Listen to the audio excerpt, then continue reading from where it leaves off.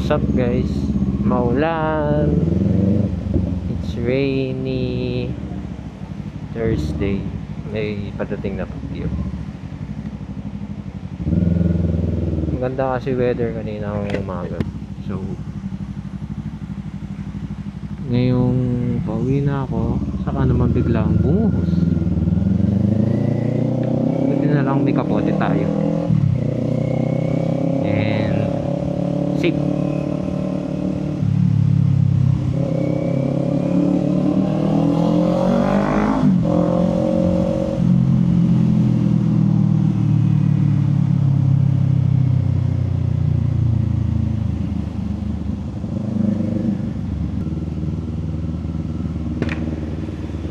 Gamit nating motor ngayon, Kawasaki Eliminator. So expressway legal siya, 450cc. So ang base talaga ng engine nito is from Ninja 400. Then I think stroke yata ang nagdagdag yata sila ng stroke, kaya lumaki yung cc niya. But ngayon, fun bike pa din siya. Lakas no torque o power. One big advantage din kasi is yung RPM nito is abot hanggang 11,000.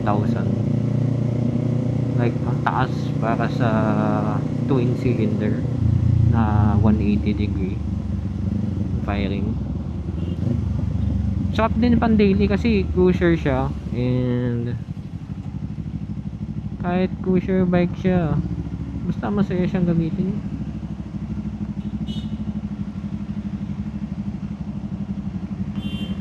Sabi ng iba, pag naka-cruiser daw pang matanda. Well, yun yung una kong thought. Pero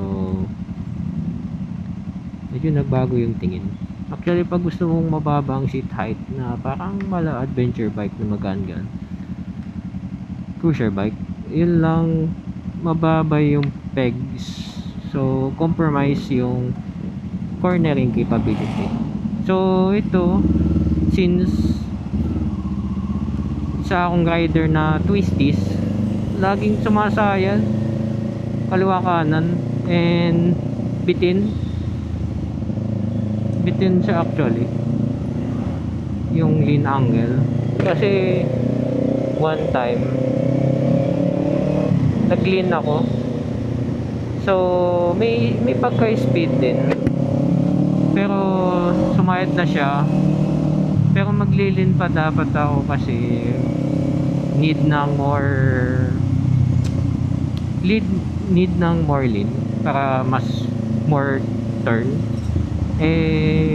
Pag sumayad kasi, ibig sabihin parang yun na yung pinaka stop, yun na yung maximum lean angle. So ayun, hindi naman ako muntik mo overshoot, pero papunta pa lang ako dun sa shoulder, pero hindi ako lumampas or hindi ako nag-enter sa shoulder. Yun lang. Pero pag long drive, panalo to eh. Ang ano niya, ano siya, mabait yung throttle. Hindi siya kagaya nung 650 ko na jerky kasi yung 650 ko. Tapos jerky siya na parang gusto lagi ng power, pero ano siya, yung 650 parang satisfied na siya sa low RPM. Pero ito ano like 3K, medyo mababa, so mabawas pa ganun. Pero kahit mataas RPM, matipid siya, hindi siya yung matakaw.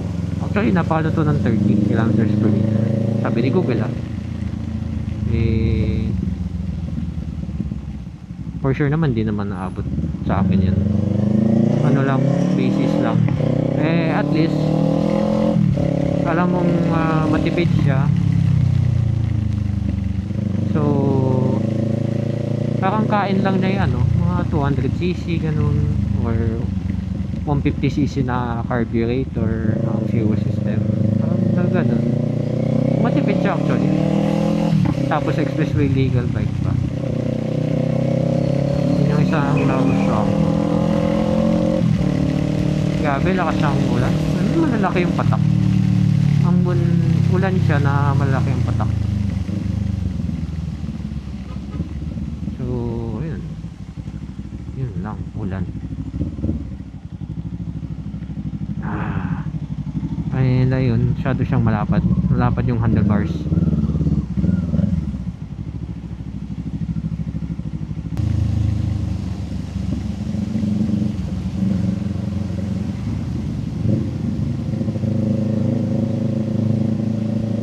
Wala tayong gloves ngayon. Mababasa yung gloves. Kaya may gloves ako. Pero, ano kasi, mababasa. Pero alam ko naman for safety. Pero mas piliin niya pag ganito, yung gloves na butas. Or yung mabilis mo to yun. Mahirap kasi mo to yung gloves ko. Tapos may isa din akong full leather gloves na hanggang arm. So, ano talaga yun? Full size na gloves. Madalang ko siya magamit except pag long drive or pag trip or gusto ko forma yung ginagamit ko.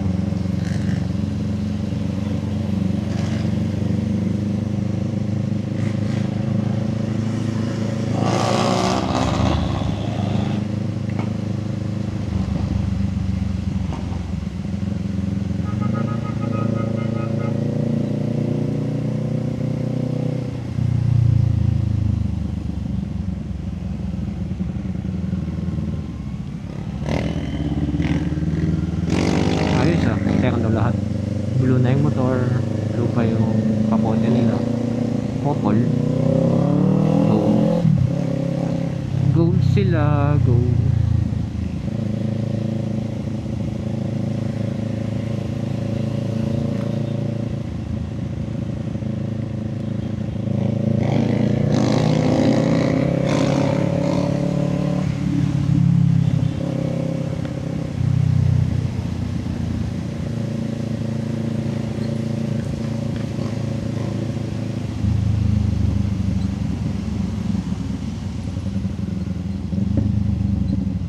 Chill ride lang tayo ngayon. Basa, kali kasi. So, hindi ako makabilis pag traffic kasi basa eh. And then pag traffic kasi pag bibirit ang titigla naman. So parang more on medyo useless yung pagkabirit and prepare. Pag ano kasi city, more on economy ride na ako. Pero depende sa trip. Minsan gusto ko normal, minsan economy. Pero kadalasan economy. Kaya papansin nyo, mababa lang yung RPM.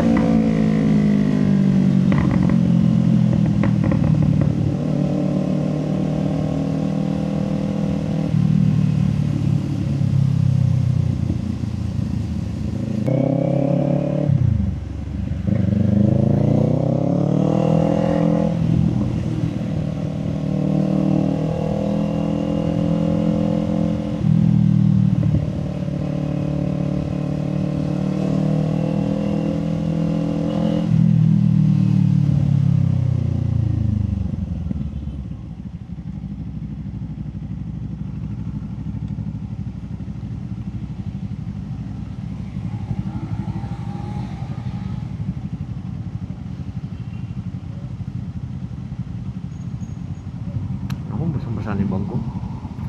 Sana hindi basa yung gamit.